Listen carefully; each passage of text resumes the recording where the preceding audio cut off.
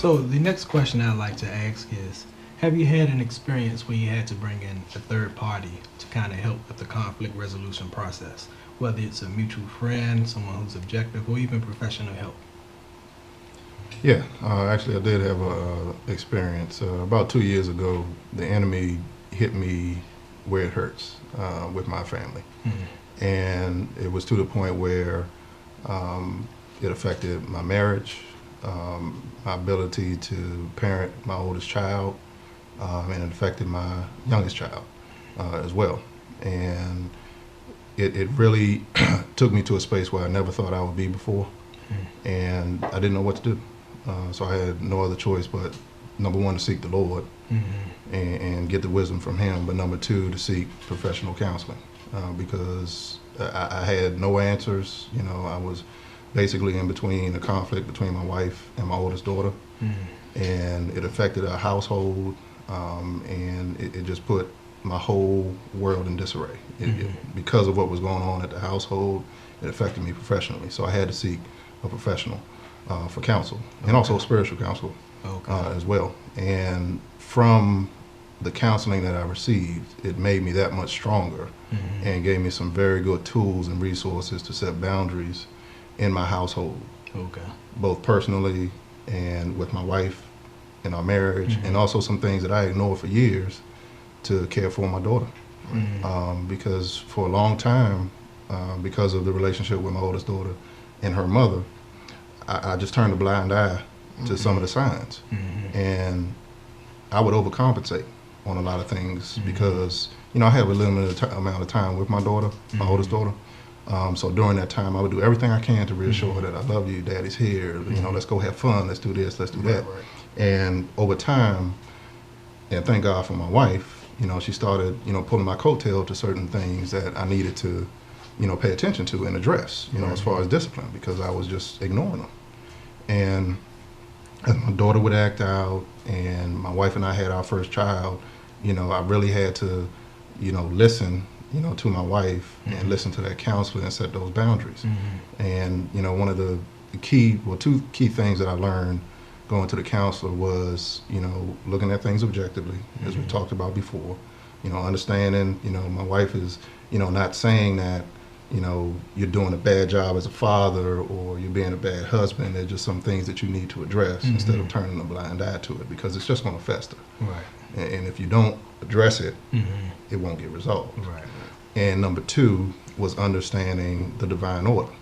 I had to make sure my relationship, one-on-one relationship with God, was right, so that I can then take the love that He was giving me and give that to my wife, and then she can reciprocate that to me via respect, and then that can be passed down to our children. So following that divine order, and then, you know, the 9 to 5 and even, you know, service at the church would fall behind those three things. But keeping that as my baseline, my blueprint, really helped me to grow and get to a point where, you know, I can now handle these conflicts when they arise and be, you know, the best father that I can be and be the, you know, best husband that I can be. Not saying that I'm there yet. You know, I still have a whole lot of work to do. We all do. Still have a whole lot of work to do. But I'm better equipped to deal with those conflicts as they arise instead of letting things fester. Let me take this moment to pause and say to all the brothers who are watching, it's okay to get professional help. You know? Absolutely. You are an awesome example to us. You know, a lot of times, especially as black men, we feel like, and I want to pay someone to help me with my issues. When we can work it out ourselves, and we may try and keep on trying, but yet we just refuse to go and get professional help. So that's an awesome example. I like how, one, you recognize that you needed God in that situation.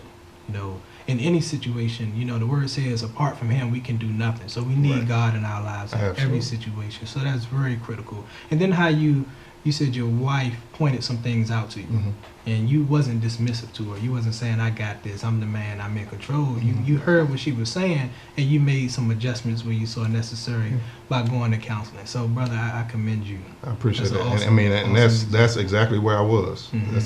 I was so adverse to going to counseling before, professional counseling before, because I felt like I'm a good dude. You know, I'm a stand-up type guy. I'm going to do the right thing. You know, I was raised in the church. You know, I know the word, etc. But even at that time, God showed me you don't know it all. You still have a lot of growing to do. So understanding that, it broke me down. It really broke me down to a space where I had to rebuild myself and stand tall and be a better person. So I was that dismissive dude. Like my wife was bringing stuff up to me. I'm like, no, you can't tell me how to be a father. I know what I'm doing. You will never be a father. I know what I'm doing as a father. But I had to understand from her, from the female perspective, like I know women. And there are certain things that you don't see that I do see in women. And that really, I had to do a 180, bro. But I'm a better person for that. Amen. That's a good example for us. So, you know, we all are fathers here, and then for the fathers who are viewing this forum, because as a father, and if the mother of your child wanna not allow you to see your child or use your child against you, there's so many different ways we can respond to that. Violently, we can be indignant or what have you. So I really commend you on that. So Cornelius, what did you have to add? It's kind of on the same lines. Co-parenting is tough. Co-parenting is very tough. You know, I had a situation where I still go through situations with my daughter's mom, and it's really just a misunderstanding of whether, you know, she thinks I'm angry with her or whatever the case. I don't really know from her perspective, but you know, going through everything that we went through, where we don't see eye to eye on certain things, small things, but we can't see eye to eye on them. So I used to fight him. He'd try to argue with him, like, why did you do that this way? Why don't you do it that way? Why can't you do it this way? And why you need me to do this way? And I realized that there's nothing I can do to change her, and there's nothing I can do to control what she's going to do. So I decided to take my hands off it and just allow God to guide me in the right direction. So instead of having animosity and anger towards her when she would do something that I didn't deem necessarily the best thing for my child, I just had to learn to just take my hands off it and to just give it to God. But still, with that being said, you know, situations would come up where we would argue sometimes about things that I didn't think it, you know, deserved to be argued about. But it got to the point where I was like, listen, we need to move from where we, you know, this place. We need to get to a place where we can co-parent. We need to get to a place for Jayla to just be in a better position where we're just raising our child, because that's all I want to do. You have a happy life, I have a happy life. Let's just focus on that. How can we do that? And so she was in agreement when, you know, we was gonna have a conversation, find out what happened between me and her in regard to, like, what are you holding against me, and whatever you think I'm holding against you, let's talk about it. And she suggested a third party. So I told her that was fine with me. I'd rather do that because, you know, that'll keep the conflict down. That'll have somebody there to just keep us talking. And you know, I suggested one of her friends or even her mom. She was like, no. She said yes at first, and then she said she didn't want to do it. So like, that's fine. And she said she wanted to do it professionally. I was like, let's do that too. She said I had a friend that does it. Fine, we can bring your friend. I'm in agreement with it, and I'm trying to go through the process, but then she backed out of that too. And you know, ever since that day, I realized that I needed to take my hands off the situation, because there's nothing I can do to change her or make things, you know, different for her. So I could just be nice to her, be cordial, pray for her, pray about my situation, and just keep it moving. Just keep, whenever I have my daughter, don't make it about her mom, just make it about me and my daughter. And I just focused on that. But you know, it's not quite resolved yet. All right, but that particular situation brings up a good point. You know, we have to ask ourselves in conflict, when is the right time to attempt to resolve the conflict? And your situation shows the right time is when and only when both parties are ready to come together and resolve the conflict. Because you can have all the right approaches, the right tools, the right skills, but if that other party is not willing and ready, you're just going at a wall. Right. Exactly. Good. So I like to shift gears. We've been looking at our personal perspective up to this point. I want to look at some generalities about men, if we will. Let's think about some general ways that men respond to conflict. What are some general, immediate or automatic reactions that we ourselves have had to conflict, and others that other men that we've seen have had to conflict? I'll say one example that I've seen in myself and with close family members is avoidance. When the conflict arises, right, just stay away from it. You know, don't face it, don't embrace it, just avoid it altogether. And maybe you delay, or as they say, kick the can down the hallway. Right. You kind of delaying the inevitable. At some point, you're going to have to face it. Right. So what I've learned over the years is that, well, I need to address it at that time, right, versus just avoiding it altogether, because it doesn't get resolved. Right. But at that time, when you decide to address it, you know, understand you may not be able to come to a resolution at that time, but at least you can hear what the other party has to say about it and process that. You know, listen, process it, and then, you know, maybe a day later, 2 days later, a week later, you can come back to it and say, okay, you had an opportunity to meditate on it. This is my opinion, or this is my perspective on that particular issue. Right. Now, there's no guarantee the other party will agree. Right. However, you probably built up some personal capital with that person, that you at least had the opportunity, or you allowed them the opportunity to vent and give their perspective on it, and you come back good, bad, or indifferent with your perspective. Right. So that goes back to what, you know, James was saying as far as making progress. Right. Instead of just ignoring it, I'm gonna, you know, turn to, you know, let it fester, let it grow, let it do whatever, die out, and hopefully I don't have to deal with it later. Right. So that's the wrong approach. Right. Avoidance is a style that many people use, and they use it for a number of reasons. They may say, well, I'm upset, so I don't want to deal with it now. That's okay, but you have to come back to it. Right. Come back to the table to attempt to resolve the conflict. Right. And then some people just want to avoid it altogether and try to ignore the problem like it doesn't exist. Right. Maybe they don't want drama in their lives. Right. But what you realize is, as you said, when you get further down the road, the drama becomes even larger. That's right. When it actually comes to head. So what do you say? I think for men in general, when it comes to dealing with conflict, I think that we have a tendency to feel like we have the answer. We have the answer. I understand you have an opinion, but I got the answer. I know what needs to be done. Right. And not really knowing that we don't have the answer, and also when to seek help. I feel like it's almost impossible once that guy feels like he has the right answer to seek help. Even you find yourself in a situation where I know me personally, I've been in a situation where I'm so used to dealing with things on my own. So not realizing that somebody, you know, who really, really cares for me wants to help me out, and who's like trying to get in there, but I'm still so used to being like, all right, look, I got the answer.